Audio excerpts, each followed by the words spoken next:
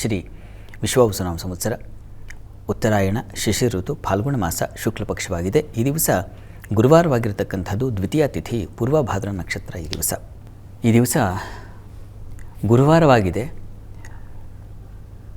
ಈ ವಾರದಲ್ಲಿ ಶ್ರೇಷ್ಠ ವಾರದಲ್ಲಿ ಶ್ರೇಷ್ಠ ಮಹನೀಯರನ್ನು ನೆನೆಸಿಕೊಳ್ಳುವ ಸಂದರ್ಭವೂ ಬಂದಿದೆ. 1836ರಲ್ಲಿ ಈ ಭೂಮಿಯ ಮೇಲೆ ಒಂದು ಬೆಳಕು, ಶಾಂತ ಬೆಳಕು ಅವತರಿಸಿತು. ಅದು ಗದಾಧರ ಅವರ ಹೆಸರು.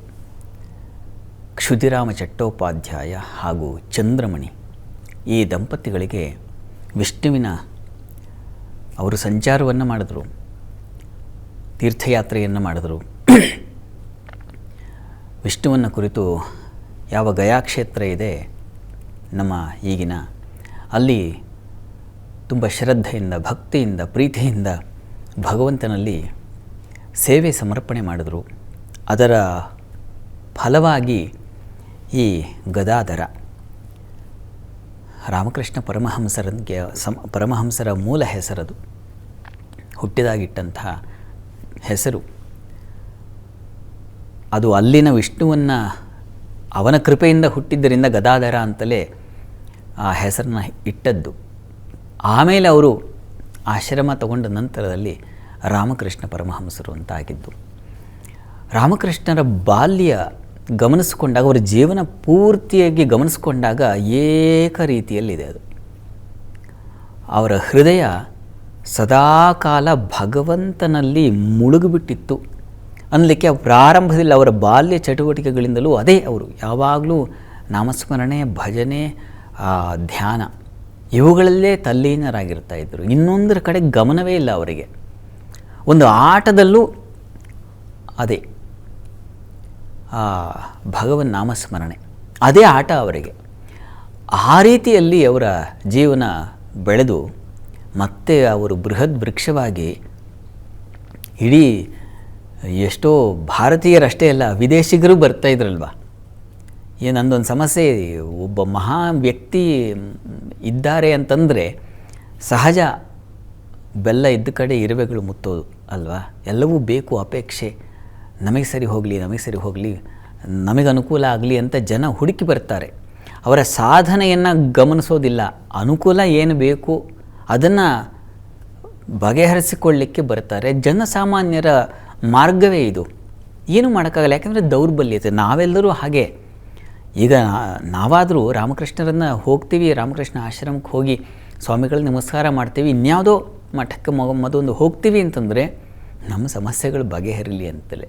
ಯಾಕೆಂದರೆ ಅವರು ದೊಡ್ಡವರು, ಬಗೆಹರಿಸೋ ಶಕ್ತಿ ಇದೆ. ಹಾಗಾಗಿ ಅಲ್ಲಿ ಹೋಗಿ ಪ್ರಾರ್ಥನೆ ಮಾಡಬೇಕಲ್ವಾ, ಈ ಥರದ್ದೇ ನಮಗೆ ಆಲೋಚನೆ ಬರುತ್ತೆ. ಅವರಿದ್ದ ಕಾಲದಲ್ಲೂ ಇದೇ ಆಗ್ತಾಯಿತ್ತು. ಅವರಿದ್ದ ಕಾಲದಲ್ಲಿ ಎಷ್ಟೋ ಜನ ಬರ್ತಾಯಿದ್ರು. ಒಮ್ಮೆ ಏನಾಯಿತು, ಸ್ವಾಮಿ ಬ್ರಹ್ಮಾನಂದರು ಅಂತ ಅವರ ಶಿಷ್ಯಂದರು. ಅವರು ಆ ದಕ್ಷಿಣೇಶ್ವರ ಇದೆಯಲ್ಲ, ಅಲ್ಲಿ ವರಾಂಡದಲ್ಲಿ ಸುತ್ತಾಡ್ತಾಯಿದ್ರು. ಯಾರೋ ಒಬ್ಬರು ಹೀಗೆ ಕುದುರೆಯನ್ನೇರಿ ಬಂಡಿ ಅದನ್ನು ಮಾಡ್ಕೊಂಡು ಅಲ್ಲಿಂದ ಬರ್ತಾಯಿದ್ರು. ನೋಡಿದ್ರೆ ಗೊತ್ತಾಗುತ್ತೆ ಆಡಂಬರ, ವೈಭವ, ಜನ ಹಾಗೆ ತಾನೆ. ಈಗಿನ ಕಾಲಕ್ಕೆ ಹೋಲಿಸಿದ್ರೆ ಬೆನ್ಸ್ ಕಾರಲ್ಲೋ ಮತ್ತೊಂದು ಕಾರಲ್ಲೋ ಬರತಕ್ಕಂಥದ್ದು. ಹಾಗೆ ಬಂದರು ಅವರು. ಅವರ ವೇಷಭೂಷಣ ನೋಡೇ ಗೊತ್ತಾಯ್ತು ಇವರಿಗೆ. ಹೋಗಿ ಎಲ್ಲ ಬಚ್ಚಿಟ್ಕೊಂಡ್ಬಿಟ್ರು ಇವರು. ಅವ್ರಿಗೆ ಹೇಳಿದ್ರು ಸ್ವಾಮಿಗಳಿಗೆ, ನಾನು ಇದ್ದೀನಿ ಅಂತ ದಯವಿಟ್ಟು ಹೇಳಬೇಡಪ್ಪ ಅಂತ. ಅವರು ಹಾಗೆ ಪಾಪ ಬಂದವರಿಗೆ ಹೇಳಿ ಕಳಿಸಿದ್ರು ಇವರು. ಸ್ವಾಮಿ ಬ್ರಹ್ಮಾನಂದರು, ಇಲ್ಲ ಸ್ವಾಮಿಗಳು, ಈಗ ನೀವು ಯಾರನ್ನು ನೋಡಿಕ್ಕೆ ಬಂದಿದ್ದೀರೋ, ಯಾರಿಗಾಗಿ ನೀವು ಬಂದಿದ್ದೀರೋ ಅದು ಅವರಲ್ಲ, ಇನ್ನೊಬ್ಬರಿದ್ದಾರೆ, ಆ ಗಂಗಾ ತಟದಲ್ಲಿ ಇರ್ತಾರವರು, ಅಲ್ಲಿಗೆ ಹೋಗಿ ಅಂತ. ಯಾಕಾಗಿ ಬಂದಿದ್ರು ಅವರು ಅಂದರೆ, ಅವರ ಮನೆಯಲ್ಲಿ ಒಬ್ಬ ಮಹಾ ರೋಗಿಷ್ಠ ಪಾಪ ಬಳಲ್ತಾ ಇದ್ದಾನೆ, ಆಗ್ತಾಯಿಲ್ಲ, ಎಲ್ಲಿ ಹೋದರೂ ಚಿಕಿತ್ಸೆ ಫಲಕಾರಿ ಆಗ್ತಾಯಿಲ್ಲ. ಇದು ಸರಿ ಹೋಗುತ್ತೇನೋ, ಎಲ್ಲರೂ ಹೇಳ್ತಾ ಇದ್ದಾರೆ ಇಲ್ಲೊಬ್ಬ ಸ್ವಾಮಿ ಇದ್ದಾನೆ, ಹೋಗಿ ಅವರನ್ನು ನೋಡಿದ್ರೆ ಸಾಕಾಗುತ್ತೆ, ಅವರ ಅನುಗ್ರಹ ಆದರೆ ಸಾಕಾಗುತ್ತೆ, ಏನೋ ಔಷಧಿ ಕೊಡ್ತಾರೆ ಅಂತ. ಹಾಗೆ ಎಷ್ಟು ಜನ ಬರ್ತಾಯಿದ್ರು ಅಲ್ಲಿಗೆ. ಪಾಪ ಅವರು ಹೀಗೆ ಬಂದಿದ್ದರು. ಕೇಳಿದ್ರೆ ಇವರಲ್ಲ, ಅವರು ಇನ್ನೊಬ್ಬರಿದ್ದಾರೆ ಗಂಗಾ ತಟದಲ್ಲಿ ಅಂತ ಹೇಳಿ ಕಳಿಸ್ಬಿಟ್ರು. ಆಮೇಲೆ ಅವ್ರು ಬಂದು ಕೇಳಿದ್ರು, ಅಲ್ಲ ನೀವು ಜನರಿಗೆ ಒಳ್ಳೇದು ಮಾಡಬೇಕಲ್ವ, ಯಾಕೆ ಹೀಗೆ ಮಾಡಿದ್ದೀರಾ? ಪಾಪ ಅವರು ಏನೋ ಸಂಕಟದಿಂದ ಬಂದು ನಿಮ್ಮ ಬಳಿ ಕೇಳಿಕೊಂಡ್ರೆ ಇದು ಹೇಳಬೇಕಿತ್ತು ಅಂತ ಅವ್ರಿಗೆ ಅನ್ನಿಸ್ತಾ ಇತ್ತು.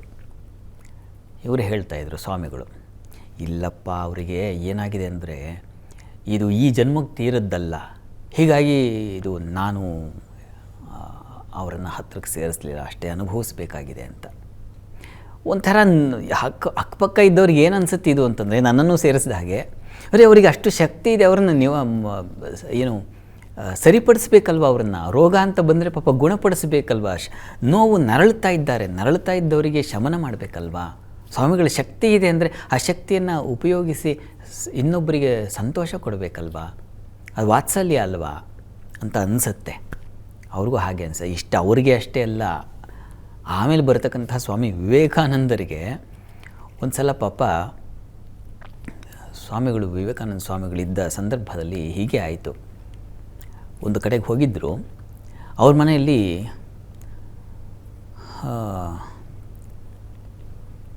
ಯಾರೋ ಹೀಗೆ ಪಾಪ ಅವರು ಕರ್ಕೊಂಬಂದಿದ್ದರು, ಸ್ವಾಮಿ ವಿವೇಕಾನಂದ ಸ್ವಾಮಿಗಳು ಒಬ್ಬರನ್ನ ಕರ್ಕೊಂಬಂದಿದ್ದರು. ಆದರೆ ಅವರನ್ನು ಅಷ್ಟಾಗಿ ಅವರು ವಿಚಾರಿಸ್ಕೊಳ್ಳಿಲ್ಲ, ಗಮನ ಹರಿಸಲಿಲ್ಲ, ಅವರ ಸಮಸ್ಯೆಗಳನ್ನು ಅವರು ಆಲಿಸಲಿಲ್ಲ. ಸ್ವಾಮಿ ವಿವೇಕಾನಂದರಿಗೆ ಹೀಗೆ ಆಯಿತು, ಯಾಕೆ ಹೀಗೆ ಮಾಡ್ತೀರಾ ನೀವು? ಅವ್ರು ನಿಮ್ಮನ್ನೇ ನಚ್ಕೊಂಡು ಬಂದಿರ್ತಾರೆ, ನಿಮ್ಮಿಂದ ಏನೋ ಒಂದು ಉಪಕಾರ ಸಿಗುತ್ತೆ ಅಂತಲ್ವಾ, ಏನೋ ಒಂದು ಉಪಕಾರ ಅನ್ನೋದಕ್ಕಿಂತ ಆ ಸಮಸ್ಯೆ ನಿವಾರಣೆ ಪರಿಹಾರದ ಮಹಾದೀಪ ಅಂದ್ಕೊಂಡಿದ್ದಾರೆ ನಿಮ್ಮನ್ನು, ಹೀಗೆ ಮಾಡಬಾರ್ದು ನೀವು ಅಂತ ಕೇಳ್ತಾರೆ. ಈ ಥರದ್ದು 2-3 ಘಟನೆ ಆಗುತ್ತೆ. ಸ್ವಾಮಿಗಳು ಹೇಳ್ತಾರೆ, ನಾನು ಏನು ಮಾಡಲಪ್ಪ, ನನಗೆ ನಿನ್ನ ಹತ್ರ ಹೇಳ್ತೀನಿ ಕೇಳು. ಆ ಕಾಳಿ ಇದ್ದಾಳಲ್ಲ, ಕಾಳಿ ಹೇಳ್ತಾ ಇದ್ದಾಳೆ ನನಗೆ, ಇಷ್ಟೇ ಇವರು ಅನುಭವಿಸ್ಬೇಕು ಅಂತ ಇದೆ, ಹೀಗಾಗಿ ನೀನು ಇದ್ರ ಕಡೆ ಗಮನ ಕೊಡಬೇಡ, ನಿನ್ನ ಅನುಷ್ಠಾನ ಸಾಧನೆ ಕಡೆ ಗಮನ ಕೊಟ್ಕೋ, ಇದೆಲ್ಲ ನಿಂದಲ್ಲ ಕೆಲಸ ಅಂತ ಹೇಳ್ತಾ ಇದ್ದಾಳಯ್ಯ. ನಾನೇನು ಮಾಡಲಿ, ಮುಂದುವರಿಲಿಕ್ಕೆ ಆಗ್ತಾಯಿಲ್ಲ ಅಂತ ಪಾಪ ಅವ್ರು ಪ್ರಾಮಾಣಿಕವಾಗಿ ಆ ಹಿಂದಿನವ್ರಿಗೂ ಇದು ಉತ್ತರ ಆಯಿತು. ನನಗೆ ಇದೆ, ಆದರೆ ಮನಸ್ಸು ಬರ್ತಾ ಇಲ್ಲ, ನನಗೆ ಕಾಳಿ ಹೇಳ್ತಾ ಇದ್ದಾಳೆ ಇದೆಲ್ಲ ನಿನ್ನ ಕೆಲಸ ಅಂತ, ಇದನ್ನು ಮಾಡಬೇಡ, ಅವ್ರಿಗೆ ಸರಿ ಹೋಗಲ್ಲ, ಅವ್ರು ಜನ್ಮದಲ್ಲಿ ಅನುಭವಿಸ್ಬೇಕು ಅಂತಿದೆ. ನಮಗೂ ನಮ್ಮ ಹಣೆ ಬರಗೂ ಹೀಗೆ, ನಾವು ಯಾವುದೋ ಒಂದು ಪೂಜೆ ಪುನಸ್ಕಾರ ಮತ್ತೊಂದು ಮಾಡಿಸ್ತೀವಿ, ಅನುಭವಿಸ್ಬೇಕು ಅಂತ ಇರುತ್ತೆ, ಹಾಗಾಗಿ ಭಗವತಿ ತಲೆ ಕೊಡೋದಿಲ್ಲ, ಈ ಕಡೆ ಗಮನ ಕೊಡೋದಿಲ್ಲ. ಏನು ಮಾಡೋದು? ಒಳ್ಳೆಯವರಿಗೆ ಕಾಲ ಬಹಳ ಒಳ್ಳೆಯವ್ರನ್ನ ಪರಿಚಯ ಮಾಡಿಸುತ್ತೆ, ಬಹಳ ಬೇಗ ಒಳ್ಳೆಯ ಫಲಗಳನ್ನು ಕೊಟ್ಬಿಡುತ್ತೆ. ನಮ್ಮ ಮನಸ್ಸಿನಲ್ಲಿ ದುಷ್ಟತನ ತುಂಬಿಕೊಂಡಿದ್ರೆ ಅವ್ರ ಸಂಪರ್ಕವೂ ಏರ್ಪಾಡಾಗೋದಿಲ್ಲ. ರಾಮಕೃಷ್ಣರ ಪರಮಹಂಸರು ಒಂದು ಸಲ ಸ್ವಾಮಿ ವಿವೇಕಾನಂದರ ಜೊತೆಗೇ ಒಬ್ಬರ ಮನೆಗೆ ಹೋಗಿದ್ದರು. ಅವನು ತುಂಬ ಹಣೆ ತುಂಬ ಗಂಧವನ್ನು ಬಳ್ಕೊಂಡು ಒಳ್ಳೆಯ ವೇಷ ಕಚ್ಚೆ ಪಂಚೆ ಉಟ್ಕೊಂಡು ನೋಡಿದ್ರೆ ಹಾಗೆ ಏನೋ ಮಹಾಪಂಡಿತನೇನೋ ಅನ್ನಿಸ್ಬೇಕು. ಆ ರೀತಿಯಲ್ಲಿ ಇದ್ದನಂತೊಬ್ಬ. ಇವರಿಗೆ ಬಾಯಾರಿಕೆ ಆಗಿತ್ತು, ನೀರನ್ನು ಕೇಳಿದ್ರು. ಆ ಪಂಡಿತ ಏನು ಆ ರೀತಿಯಲ್ಲಿ ಉಡುಗೆ ತೊಡುಗೆ ಹಾಕ್ಕೊಂಡಿದ್ದ ಅವನು ಬಂದವನು ನೋಡಿದ್ರೆ ಸಲಕ್ಷಣ ಸಂಪನ್ನಾಗಿದ್ದಾನೆ. ನೀರು ಕೊಟ್ಟ ಅದೇ ಆತ, ಆ ಪಂಡಿತ ರೂಪದಲ್ಲಿದ್ದಂಥವನು. ರಾಮಕೃಷ್ಣರು ನೀರನ್ನು ತಗೊಂಡ್ರು, ನೋಡಿದ್ರು, ನೀರು ಕುಡಿಲಿಲ್ಲ, ಪಕ್ಕಕ್ಕಿಟ್ಟರು. ಇದು ಅರ್ಥ ಆಯಿತು ಶಿಷ್ಯಂದರಿಗೆ. ಇನ್ನೊಬ್ಬರು ಹೋಗಿ ನೀರನ್ನು ತೊಗೊಂಡು ಬಂದು ಕೊಟ್ಟರು, ಆ ನೀರನ್ನು ಕುಡಿದ್ರು. ಇದನ್ನೆಲ್ಲ ಗಮನಿಸ್ತಾ ಇದ್ರು ಸ್ವಾಮಿ ವಿವೇಕಾನಂದರು.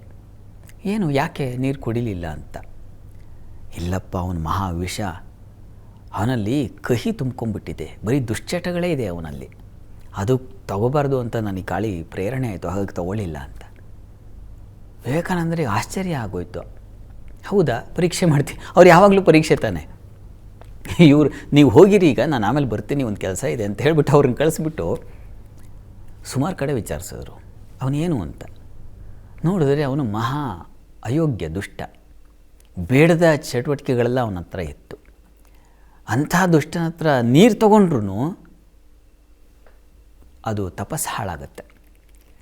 ಹೀಗಾಗಿ ಅವನಿಗದು ಅನುಗ್ರಹ ಆಗಿಬಿಡಬಹುದು, ಬಟ್ ಇವರ ತಪಸ್ಸು ಹಾಳಾಗುತ್ತೆ.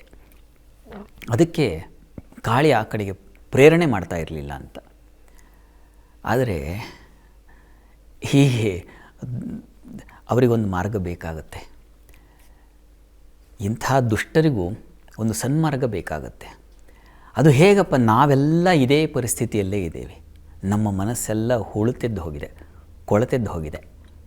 ಹೀಗಾಗಿ ನಾವು ಇಂಥವ್ರ ಸಂಪರ್ಕ ಆಗುತ್ತಾ ನಮಗೆ ಗೊತ್ತಿಲ್ಲ. ಅಂಥವ್ರು ಆಗಬೇಕು ಅಂದರೆ ಮನಸ್ಸನ್ನು ಸ್ವಲ್ಪನಾದರೂ ಶುಚಿಯಾಗಿಟ್ಟುಕೊಳ್ಬೇಕು. ಈ ದಿವಸ ರಾಮಕೃಷ್ಣ ಪರಮಹಂಸರಂಥ ಅವರ ಚರಿತ್ರೆಯನ್ನು, ಅವರ ಸ್ಮರಣೆಯನ್ನು, ಅವರ ನಾಮಾವಳಿಯನ್ನು, ಅವರ ಸಂದರ್ಶನವನ್ನು ಅಂದರೆ ಅವರ ಮೂರ್ತಿ ದರ್ಶನವನ್ನೋ ಮಾಡಿಬಿಟ್ರೆ ಬಹುಶಃ ಅವರು ನಮ್ಮನ್ನು ತಿರಸ್ಕರಿಸಬಹುದೇನೋ. ಆದರೆ ಅವರ ಕೃಪಾದೃಷ್ಟಿ ನಮ್ಮ ಮೇಲೆ ಬಿದ್ದು ನಾವು ಸಜ್ಜನರಾಗ್ತೀವಿ. ಮಹಾತ್ಮನ ಸಂಪರ್ಕ ಅತ್ತ ಕಡೆ ತಿರುಗಲಿಕ್ಕೆ ಒಂದು ದಾರಿ ಆದರೂ ಆಗುತ್ತೆ ಅವರ ಕೃಪಾದೃಷ್ಟಿ ಅಂತ ಅನಿಸುತ್ತೆ. ಇಂಥವರನ್ನು ನಾವು ಪ್ರತಿ ದಿವಸ ಸ್ಮರಣೆ ಮಾಡ್ಕೊಳ್ತಾ ಇರಬೇಕು. ಗುರು ಸ್ಮರಣೆ ಮಾಡ್ಕೊಳ್ತಾ ಇದ್ದಾಗ ನಮಗೆ ಪಾಪಗಳೆಲ್ಲ ಹೋಗುತ್ತೆ. ಅವರು ನಮ್ಮನ್ನು ಸೇರಿಸದೇ ಇರಬಹುದು, ತುಂಬ ದೂರದಿಂದಲೇ ಅವರು ನಮ್ಮನ್ನು ನೋಡ್ತಾ ಇದ್ದ ಹಾಗೆ ಅವ್ರು ತಪ್ಪಿಸ್ಕೊಂಡು ಹೋಗ್ತಾ ಇದ್ದಾರೆ ಅಂತ ಅನ್ನಿಸ್ಬಿಡಬಹುದು. ಆದರೆ ನಾವು ಬಲವಂತವಾಗಿ ನಾವು ಹೋಗಿ ಗುರು ಸನ್ನಿಧಾನದಲ್ಲಿ ಇದ್ದು ಅವರ ಸೇವೆಯನ್ನು ಮಾಡಿ ನಮ್ಮ ಪಾಪಗಳನ್ನು ಕಳ್ಕೊಳ್ಬೇಕು. ನಮ್ಮೆಲ್ಲರ ಬದುಕು ಹಾಗೇ ಆಗಿದೆ ಈ ದಿವಸ. ಯಾರಲ್ಲೂ ಒಂದು ಪಕ್ವವಾದ ಮನಸ್ಸು, ಶುಭ್ರ ಮನಸ್ಸು ಖಂಡಿತ ಸಾಧ್ಯತೆ ಇಲ್ಲ. ತುಂಬ ವಿರಳಾತಿ ವಿರಳ ಇದ್ದಾರೆ, ಇಲ್ಲ ಅಂತಲ್ಲ, ತುಂಬ ವಿರಳವಾಗಿದ್ದಾರೆ. ಎಲ್ಲೋ ಒಂದೊಂದು ಕಡೆ ತುಂಬ ಶುದ್ಧರು ಇದ್ದಾರೆ ಪಾಪ ಜಗತ್ತಿನಲ್ಲಿ. ಅವ್ರಿಗೂ ಅವರು ಇರೋದ್ರಿಂದಲೇ ಕಾಲ ತುಂಬ ಚೆನ್ನಾಗಿದೆ, ಸ್ವಲ್ಪ ಮಟ್ಟಿಗೆ ಧಾರ್ಮಿಕತೆ ಅನ್ನೋದು ಉಳ್ಕೊಂಡಿದೆ, ಆದರೆ ವಿರಳವಾಗಿದೆ. ಹೀಗಾಗಿ ಏನಪ್ಪ ಮಾಡೋದು ಅಂತಂದರೆ ಇಂಥ ಮಹನೀಯರ ಸ್ಮರಣೆಯನ್ನು ಮಾಡಿಕೊಂಡ್ರೆ, ಇಂಥವರ ಸಂಪರ್ಕ ಹೆಚ್ಚು ಮಾಡಿಕೊಂಡಾಗ ನಮಗೆ ಆ ದುಷ್ಟತನ, ಕೆಟ್ಟತನ ಇದೆಲ್ಲವೂ ಹೋಗಿ ನಮಗೂ ಒಂದು ಪುಣ್ಯದ ಒಂದು ಕಿಂಚಿತ್ತು ಕಣ ನಮ್ಮ ಪಾಲಿಗೆ ಸೇರ್ಪಡೆಯಾಗುತ್ತೇನೋ. ಮುಂದಿನ ಜನ್ಮ ಅಂತ ಇದ್ದರೆ ಆಗಲಾದರೂ ನಾವು ಶುದ್ಧ ಭಕ್ತರಾಗಿ ಹುಡ್ತೀವೇನೋ ಅಂತ ಅನಿಸುತ್ತೆ. ರಾಮಕೃಷ್ಣರ ಬಳಿ ನಮ್ಮನ್ನು ಈ ಪಾಪಕೂಪದಿಂದ ಬಿಡಿಸಿಕೊಡಿ, ನಮ್ಮನ್ನೂ ನಿಮ್ಮ ಹತ್ತ ಕರೆದುಕೊಳ್ಳಿ. ಹೇಗೆ ನೀವು ಸ್ವಾಮಿ ವಿವೇಕಾನಂದರಿಗೆ ಕೃಪೆ ತೋರಿದರೋ, ಅವ್ರು ದೊಡ್ಡ ವ್ಯಕ್ತಿ ಬಿಡಿ ವಿವೇಕಾನಂದ ಸ್ವಾಮಿಗಳು. ಹಾಗಾಗಿ ಅವರಿಗೆ ಎಳ್ಕೊಂಡು ನೀನು ಹೋಗಬೇಡ, ಅವರು ವಿಮುಖರಾಗಿ ಹೋಗ್ತಾಯಿದ್ರು, ಬಾ ಅಂತ ಎಳ್ಕೊಂಡು ಅವರಿಗೆ ಅನುಗ್ರಹ ಮಾಡಿದ್ರು. ಆ ರೀತಿಯಲ್ಲಿ ನಾವು ಕೆಟ್ಟವರು ಅಂತ ನೋಡದೆ ಕಾಳಿ ಮಾತೆಯನ್ನು ಮೀರಿ, ಕಾಳಿ ಮಾತೆ ಹೇಳಬಹುದೇನೋ ರಾಮಕೃಷ್ಣರಿಗೆ ಅವ್ರನ್ನ ಸೇರಿಸ್ಕೊಳ್ಳೇಬೇಡ ಇಲ್ಲಿಗೆ ಅಂತ. ಹೀಗಾಗಿ ಆ ಮಾತೆಯ ಮಾತನ್ನು ಮೀರಿ ತಾವು ದಯವಿಟ್ಟು ನಮ್ಮ ಕಡೆಗೆ ಅನುಗ್ರಹ ದೃಷ್ಟಿಯನ್ನು ಬೀರಿ ನಿಮ್ಮ ಆಶೀರ್ವಾದ ನಮ್ಮೆಲ್ಲರ ಮೇಲೆ ಇರಲಿ ಅಂತ ಹೃದಯದಿಂದ ಪ್ರಾರ್ಥಿಸೋಣ.